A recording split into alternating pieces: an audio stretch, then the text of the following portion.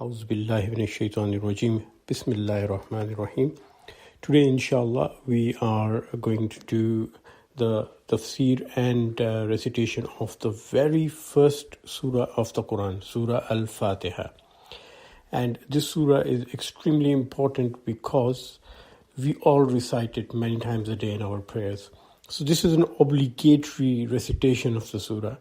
So for all the Muslims in the world, the most recited part of the Quran, which is obligatory to us, is Surah Al-Fatiha.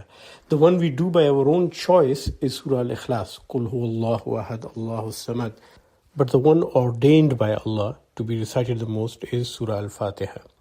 Now, of course, it becomes very important that we should understand this surah in detail so we know exactly what we are doing and what we are saying in our prayers. But there are some aspects of this surah which are controversial, and I would like to touch on them. Firstly, why do we have to repeat it? Why do we have to repeat it again and again and again in every prayer? Every prayer it has to be repeated. And there is a very important reason for that, and we'll talk about that. In fact, we'll talk about it at the very end of the surah.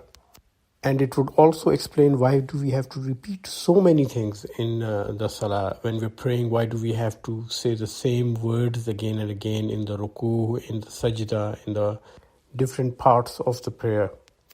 Secondly, is the confusion between the words Rahman and Rahim. They sound very much alike, and what is the difference between the two of them? Third, within Surah Al-Fatiha, there is an answer, a secret answer to a very common question that almost every Muslim has asked in his life. And the question is, why doesn't Allah help me? There are moments in our life when we all have asked that question. When we asked Allah for help, when we prayed to Him, we begged Him for something, and nothing has happened. And Surah Al-Fatiha, in this surah, is the secret answer. Why does the help of Allah not reach us at certain times? And inshallah, we'll talk about it in detail. And number 4 is the concept of Sirat-e Mustaqim. And I would like to say that 99.9% of the Muslims have got a very different and wrong concept of Sirat-e Mustaqim. And that included me too, till I did an in-depth study of this surah. And it is a very important thing to understand because Sirat-e Mustaqim means the path which leads us straight to Allah. So let's start with a general description of Surah Al-Fatiha. Al-Fatiha means something that starts or opens, an inauguration. So it is the start of the Quran. And it's also known as Quran, meaning the mother of Quran. And it is the first complete surah of the Quran which was revealed. Before this surah, there were ayat of Surah Al-Mudassir, Surah Al-Alaq and Surah Al-Muzammil which were revealed. But the full surah which came, the very first one, is Al-Fatiha. And there is a hadith of the Prophet ﷺ in Sahih Muslim in which he says that if anyone observes prayer in which he does not recite Quran, which is Surah Al-Fatiha, it is deficient. He said that, and he said it again twice. It is deficient, and not complete. And that is the reason why we have to recite it in every rak'ah of the prayer. Among the Muslims, there is a controversy about Surah Al-Fatiha from the very start. And the controversy is that some people think that Bismillahir Rahmanir Rahim is the first ayah of Surah Al-Fatiha, and others think no, Alhamdulillah Rabbil Alameen is the first ayah. And there have been a lot of debates about it, but I would like to very humbly suggest one thing here, that it is guaranteed that Allah is never, ever, ever going to ask me or you whether Bismillahir Rahmanir Rahim is part of Al-Fatiha or whether it is outside Al-Fatiha. All we have to do is recite it. It doesn't matter whether it's part of it or not. It's an academic discussion, and that should not divide Muslims. So let us start with Bismillahir Rahmanir Rahim. In the name of Allah, the most gracious, the dispenser of grace. This has also been translated as most compassionate and most merciful. by Mustafa Khattab, and The Compassionate and the Merciful by Malik, The Beneficent and the Merciful by Mamadou Pickthall, and Most Gracious, Most Merciful, very famously so, by Yusuf Ali. And the reason why there are so many versions of the translations is that the words used here are not easy to translate in one word in the English language. Now there are 4 words here: Ism, Allah, Rahman, Rahim, and we will discuss them one at a time. The word Ism, which generally means noun or name, it comes from the Arabic words wasama, which means a mark or a brand, something that distinguishes one person from another, or maybe one being, creature from another creature. And it also has roots in the word wasama or wasim, which means beauty. So we are talking here about something beautiful and distinguishable. The second part is the word Allah. And we already discussed when we were doing Surah Al-Ikhlas, and we discussed in detail about the word Allah. There are 2 schools of thought. One of them is that Allah comes from the word ilah, and it is actually al-ilah. And some Muslim scholars and all non-Muslim scholars agree on it. And the non-Muslim scholars agree on it because the word ilah is found in the Bible. It's coming from the Hebrew language. And they are all very keen to prove that the very original name for the one God was actually found in the Hebrew Bible and does not predate that. But the Islamic concept is that the name Allah has always been there from the time of Adam. And when you grammatically analyze the word, you come to know that it is an individual word by itself. Because if it was a derivative of ilah, then we could never say Ya Allah. For example, there's a word Rahman, and when you derive it as Ar-Rahman, you do not say Ya Ar-Rahman. You come back to the root word and say Ya Rahman. Similarly, Rahim, when it becomes Ar-Rahim, and when you want to say Ya Rahim, you can't say Ya Ar-Rahim, you say Ya Rahim, you remove the al between it. But when you call Allah and you say Ya Allah, you do not remove the first al. Otherwise, if it was a derivative word, you would say Ya Ilah, and you would never be able to say Ya Allah. That is a grammatical rule. And secondly, when Rahman becomes Al-Rahman, you pronounce it Ar-Rahman. The L goes silent. Similarly, when you add Al to Rahim, the Al-Rahim is pronounced as Ar-Rahim. The L goes silent. So if Allah, the word, was derived from Al-Ilah, the first Lam, the L, would go silent, and you would say Allah. But we say Allah. So that again proves that this is a word by itself. When we combine the 2 words and say Bismillah, adding a ba to it, that means we are seeking help from Allah, in the name of Allah.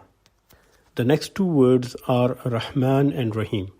Both of these words, they come from the root word Rahma, which is actually the word used for the womb, the uterus, where the baby is kept and where the baby develops. Now, this was a revolutionary concept, and Arabs were not very happy with it. In fact, most of the people had a big objection to it because it was the first time in the history of mankind that Allah, the one God, the greatest God, and there was a concept of greatest God in almost every religion, the greatest God was referring himself by a word which was used for the female womb. And this is a very important concept in Islam. Now think of it. When the baby is in the womb of the mother, the baby is fed, protected, grown, sustained, and carried around by the mother. But at the same time, the baby has absolutely no idea that the mother exists. So the baby can't see her, he can't perceive her.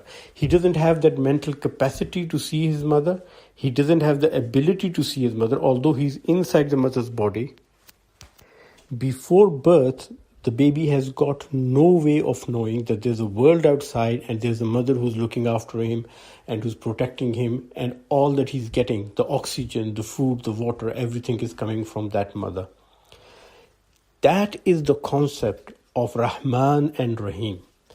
But much, much, much more than that, because the word here used is Ar-Rahman and Ar-Rahim, which is a superlative degree. In other words, the same kind of care and love that a mother gives to the baby, but unimaginably more when it comes to Allah providing it to us. And how beautiful the example is, that as human beings, we cannot see Allah. We cannot perceive that He's there and He's providing everything to us. It all seems to just happen naturally. Just like for the baby, everything is just happening naturally and he's just floating in the amniotic fluid and getting nourishment and growing and getting bigger and better, enjoying their life and existence in full comfort and not even knowing where all of that is coming from. And it's very similar to the human beings. We are trapped in this world of our own where we cannot see Allah, we can't perceive Him, but He's there and He's looking after us. And there's another very important purpose. Allah Ta'ala here is honoring the woman by mentioning His qualities in relevance to the womb. And this is not the first place and this is not the last place where a woman is honored by Allah. Surah An-Nisa, the fourth surah of the Quran, the very first ayah. If you read the ayah, in the middle of the ayah, you come across this part which says, وَاتَّقُوا اللَّهَ الَّذِي تَسَاءَلُونَ بِهِ وَالْأَرْحَامِ. And be aware of God in whose name you demand from one another and towards the wombs. So be aware of the wombs. And the next part is, إِنَّ اللَّهَ كَانَ عَلَيْكُمْ رَقِيبًا. Verily, God is ever watchful over you. He's watching you very closely. So imagine that where Allah is telling human beings to be aware of Him, to be mindful of Him, at the very same time He says also be very mindful of the wombs. Now the word wombs, plural, is used. Many people have tried to interpret it as saying that be aware of your mother. But your mother has only one womb. When Allah is saying wombs, He's meaning all women. He did not specify it. He said wombs, which means each and every woman, each and every female. So He is going to hold us accountable about women's right. And all men and women would be held accountable. So it's not just men who are getting this message. This message is for all human beings. That whenever it comes to dealing with women, whether they are mothers or sisters or wives or daughters, you have to be extra careful not to violate their rights. Just like you have to be careful when it comes to the rights of Allah. Coming back to the words Rahman and Rahim, a question arises why these two words are used with very similar meaning. And the answer is that by using these two words, Allah Ta'ala is covering the whole spectrum of mercy that He has for human beings. So the basic concept is of comprehensive, extreme, beyond expectations, mercy, love and tenderness. But when you say Rahman, that means all of this is happening immediately, happening now in the present. So the immediate mercy, He's the giver of that. And Rahim is a permanent and long-term, never-ending, continuous act of mercy. And again, it's just not simple word mercy. The word mercy doesn't do justice to Rahman and Rahim. Rahman and Rahim is the one who is feeding you, protecting you, sustaining you, growing you, providing for you, and dealing with you with compassion, love, tenderness, and mercy, just like a mother. And here comes the question which I have been asked so many times, especially by non-Muslims, that if Allah is so Rahman and Allah is so Rahim, and every time you start reading the Quran you say Bismillahir Rahmanir Rahim, then why has He made hell? And why doesn't everyone go to Jannah? And as an answer, I'm going to quote you a hadith. The Prophet Muhammad, may peace be upon him, sallallahu alaihi wasallam, he said, Kullukum yadkhulul jannah illa man aba.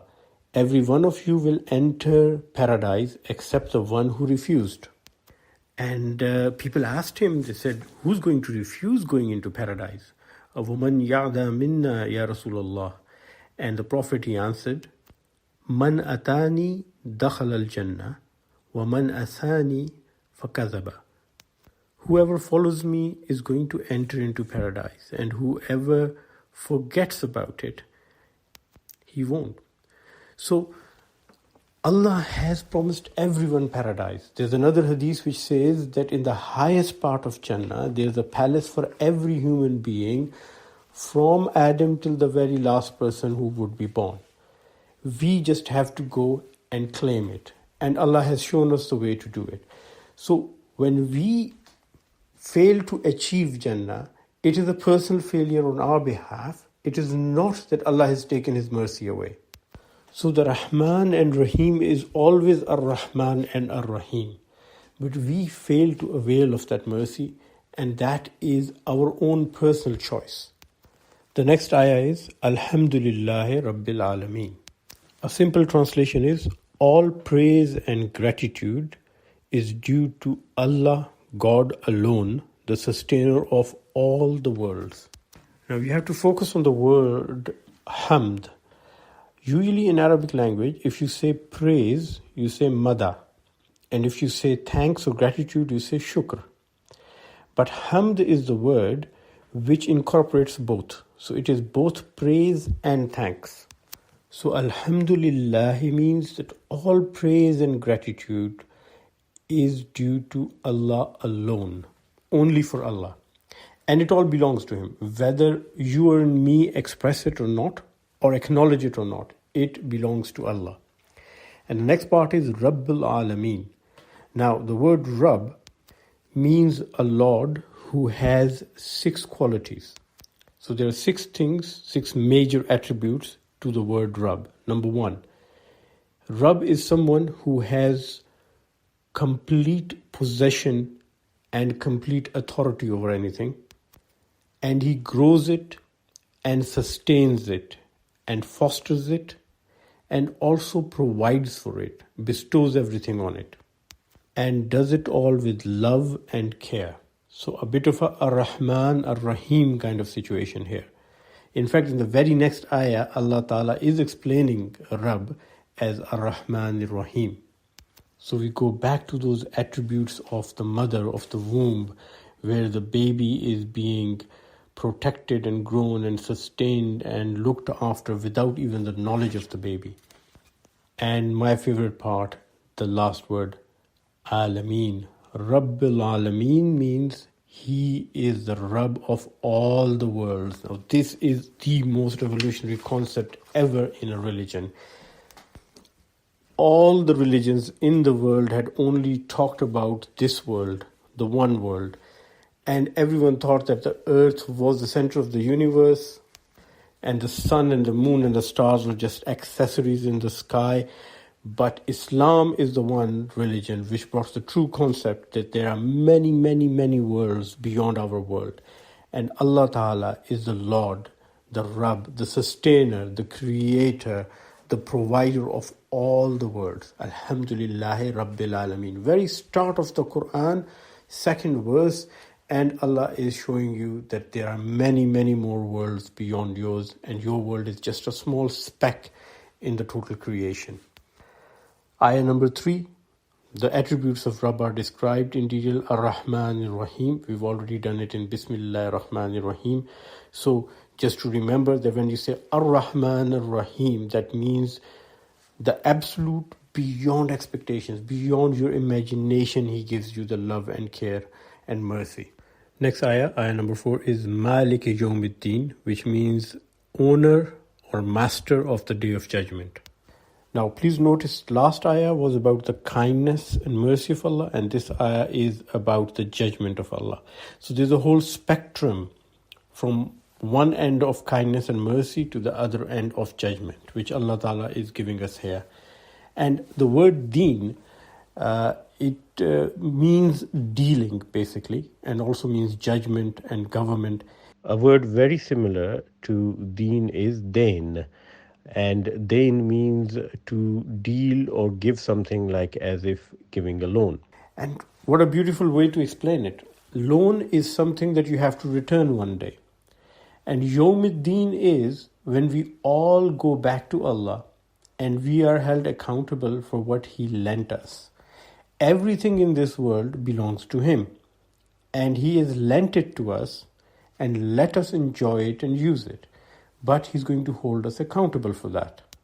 So whatever we did in life and whatever we did with our life and the resources and the opportunities He gave us, we are going to be accountable for it. The fifth ayah number 5, it has got two portions to it. The first one is Iyyaka na'budu, and then there is a connection wa Iyyaka nasta'in is the second portion. So Iyyaka na'budu means you alone do we worship, which means there are no intermediaries, there's no one else in worship. And wa Iyyaka nasta'in says, and from you alone do we seek help. Once again, we do not seek help from anyone else, and we don't need any intermediaries to help us. So let's go over the first part, Iyyaka na'budu. The word abudiyya, from which na'budu comes, it means a combination of two things. Number 1, worship, and number 2, obedience. So it's not just the rituals, it's also being obedient and doing the deeds and the acts which have been prescribed to us. There are 5 elements of ibadah. The word ibadah in Arabic has got 5 elements. Number 1, obedience. Number 2, love. Number 3, trust, complete trust. Number 4, sincerity. And number 5, doing everything on the conditions which are set by God. So when a person worships Allah and is obedient to Allah and does the right deeds, they are doing ibadah. But if they worship Allah, like praying 5 times a day, going for pilgrimages and everything, but they are slave to their own desires, then it is not ibadah. Similarly, if they worship their desires and they appear to be doing the right things, doing the good deeds, but they're all done for their own personal gains. Maybe they want fame, they want fortune, they're a politician or a leader who wants people to think they're good, then this is hypocrisy. This is not proper ibadah either. And obviously, if they are neither worshipping nor doing the good deeds, then it's a totally lost cause too. Now, the second part is controversial. Wa iyyaka nasta'in. And from you alone do we seek help. And you remember in the start I said that for almost every Muslim, there is a time in life when you ask Allah for help and the help doesn't reach us. And that creates a lot of pain and a lot of disappointment at times. And people ask this question, why doesn't Allah help me when I asked Him to help me? And the answer to this question is in the word nasta'in. In the Arabic language, if you want help, there are many words for it. There is nasr, there is masa'ada, there is madad, there is najda, there is ma'una from i'ana. But Allah Ta'ala has used the word or chosen the word nasta'in, which comes from aun. And ista'ana or aun is the help which comes to you when you are putting in an effort and doing something but can't finish it. Now, if you're not doing anything and sitting down, you would not get ista'ana. Ista'ana is always there and only there when you are actively trying to help yourself. So Allah's help is not the magic lamp that you rub and a genie comes out and it does whatever you ask him to do and you just sit there on the sofa and twiddle your thumbs. Because Allah Ta'ala says that if you take 1 step towards Him, He takes 10 steps towards you. So He is going to multiply your effort and make it easier for you, but you have got to put in the effort. And that's where we often fail. At times what happens is we are asking Allah for help and then we give up on the effort. And we sit back and we wait for a miracle to happen. Now Allah Ta'ala has got the ista'ana ready. But you have to take that 1 step. for Allah's help to come to you 10 steps.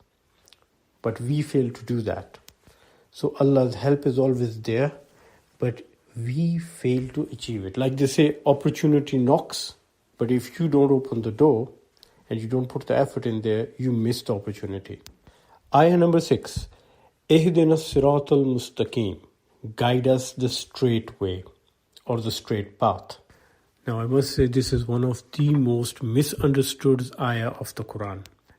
And also the reason is that it is translated too simply. And most of the translations do not explain the meaning of the Sirat al-Mustaqim. And we'll talk about it in a minute. But let's start with the Ihdina. The word Ihdina comes from Hada or Hadiya, which means a gift. And when we say Ihdina, it doesn't mean guide me. It means guide us. It's in the plural sense. So Allah Ta'ala is showing us that there should be a collective thought process when we are talking about going on the straight path and doing the right things. And when it says as-sirat instead of ilas-sirat, it doesn't mean to the straight path. If it was just to the straight path, Allah Ta'ala would have said ilas-sirat. But Allah says as-sirat, which means guidance to and all the way to the end of the path. So we are not saying to Allah, point me the direction where I should be going. We are saying to Allah, please stay with me all the way till the end. That's the kind of guidance which Allah is going to offer us. And now to the most trickiest part of the ayah to translate. Sirat al-Mustaqim. The word sirat is often just like translated as a path, but there are many different words for path. I mean, in Arabic, you can say tariq, a road is called a tariq. You can say fajj, you can say share, you can say masar or sabil. But the reason why Allah Ta'ala has chosen the word sirat, it's because sirat means a path which is very long, it is very wide, and it is straight. So it's a long journey going to Allah and going on the right path. It will take time. It is very wide, so many people can travel at the same time. And that's why Allah Ta'ala says, Ihdina, guide us. It's not one person. We will be going in groups. It won't be an individual effort. When you're doing the right thing, when you're fighting against evil and you're doing the good deeds and you're helping people and you're rescuing people, it's going to be a team effort. You can't do it on your own. And most importantly, sirat means a straight path. Now, that's where the confusion comes. I want you to stop and imagine for a minute. What do you see in your mind when you see the word Sirat al-Mustaqim or read the translation, guide us to the straight path or straight way? Imagine, what do you see? What I see is a straight road going ahead, a wide road, straight road, long road, going straight down to the horizon. And you know what? That's not what it's meant here. Because if Sirat is a straight path and Mustaqim is a straight path, why would Allah say Siratul Mustaqim?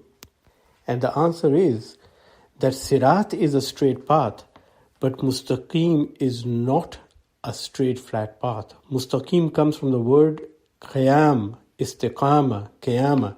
You know, when we stand up in prayer, you say qiyam, we are doing the qiyam. Mustaqim is straight up towards the sky, going way up.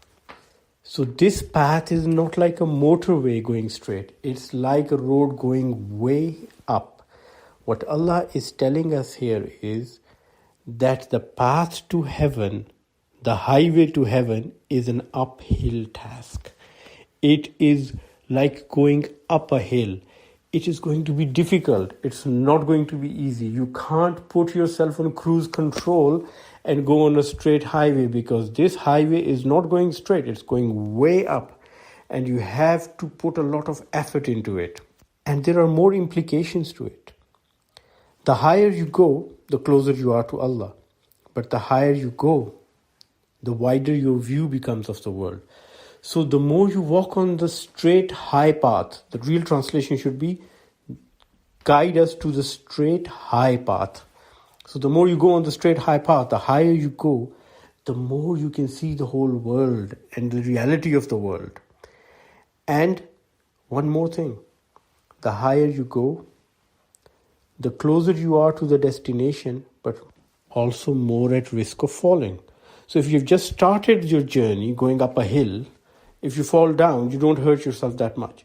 But when you are reaching the summit of the mountain, when you're reaching close to your destination, if you fall down from there, not only do you lose all the effort you've put in, but you hurt yourself a lot.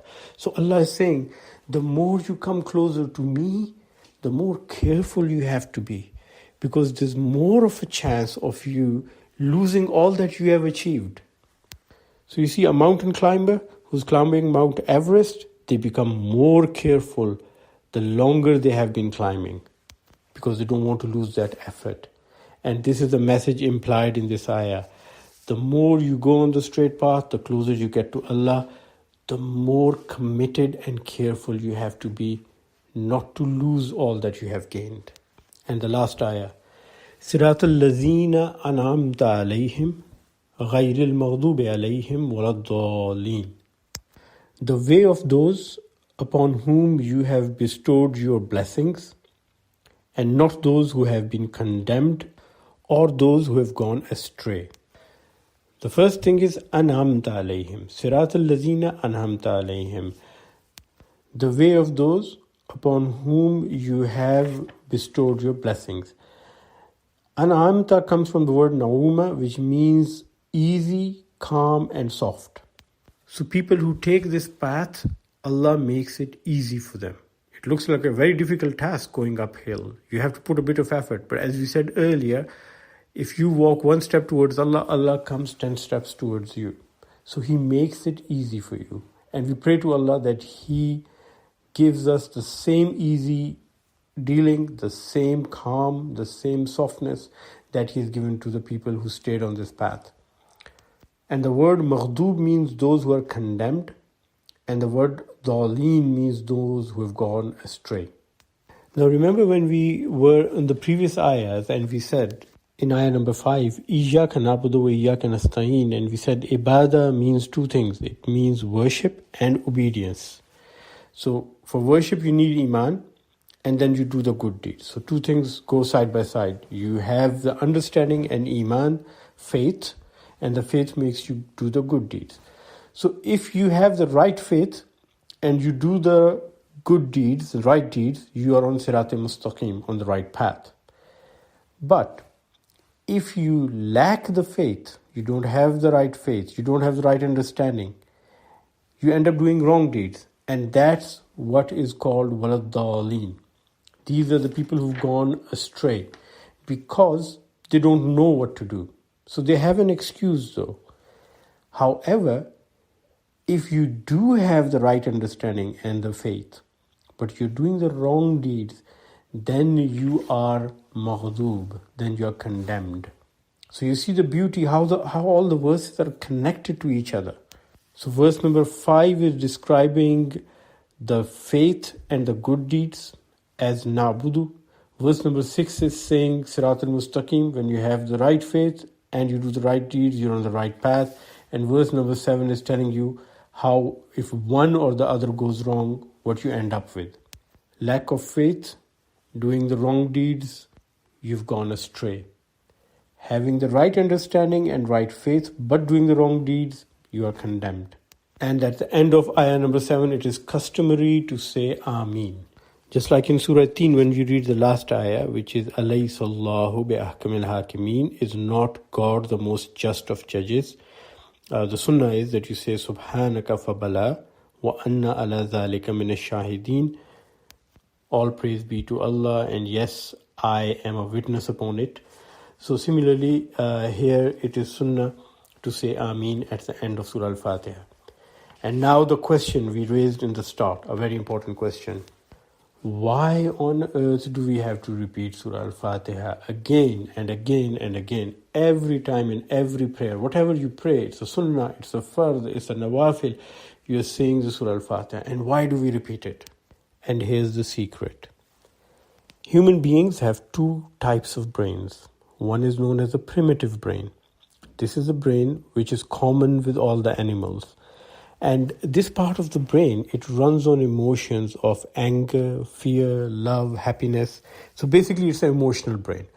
All the responses which come from your emotions are from the primitive brain. Animals have it too.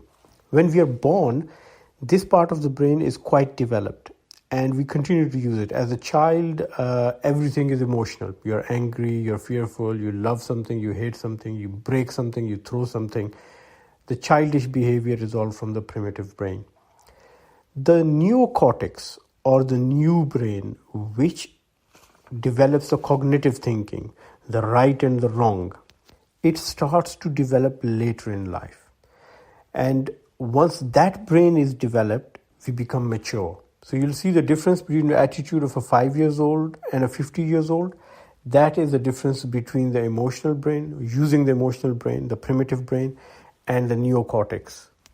But there's a problem. The problem is that the neocortex, the higher brain center, which is very special for the human beings compared to the rest of the animals, we've got a huge proportion of it. Our ratio of neocortex to the rest of the brain is 60:1.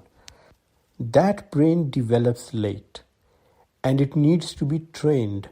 And to get it trained, we have to use it again and again. If you don't use your higher brain, the higher centers of the brain, you keep going to the primitive emotional brain. And you would have seen that there are some people who even at the age of 40, 50 or 60 are acting like children. They are angry, they swear, they abuse, they shout, they punch, they pull out a gun and shoot or pull out a knife and attack. And all of this is coming from the primitive brain. The higher brain centers, cognitive centers, which make rational, sensible decisions, they only develop if they've been used again and again.